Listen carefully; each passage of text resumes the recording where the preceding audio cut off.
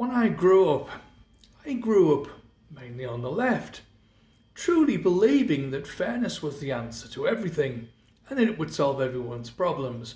I also happened to be a boomer, but I did as much as I could, helping out with underprivileged kids, working after school and things like that, trying to help people. And I got paid for it. It wasn't very much, but I got paid a little bit. But it taught you, finances and things. You could buy albums and things with the money that you had.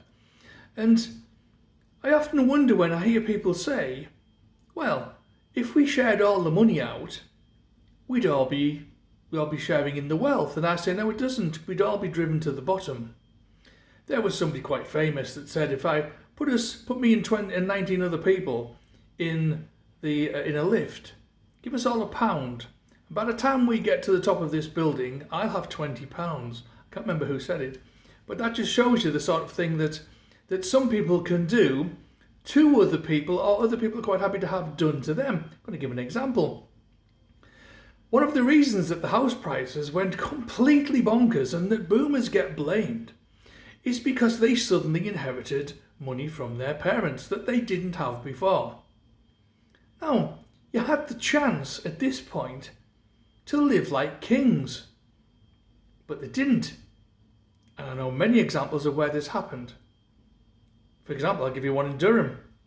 There was the houses in Durham, Neville's Cross area, quite expensive. Nice, nice houses.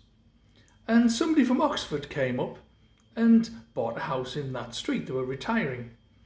And they paid £100,000 over the asking price for that house. Instantly, every house in that street went up by £100,000. Why? And so the people that moved in were the people that spent their inheritance from the parents. That's where the money came from. And that's what pushed the house prices up. So let's say, for example, reparations. If you give people money, they'll spend it. And all that happens is the price of everything goes up. It doesn't bring the prices down. This is something that people just don't seem to get. I'll give you another example. When Concert Steelworks closed down many, many years ago, a particular firm of, and I'm sure there were many, that they did conservatories and things. I remember some sales guy saying to them, I go up there and take their money from them, take their retirement money from them, sell them a conservatory. Something that they probably didn't need at all, especially in the north of England. You don't get a lot of things out of it. But that's actually what happened. So, spreading the money out effectively just means that you'll all just spend it and the price of everything goes up.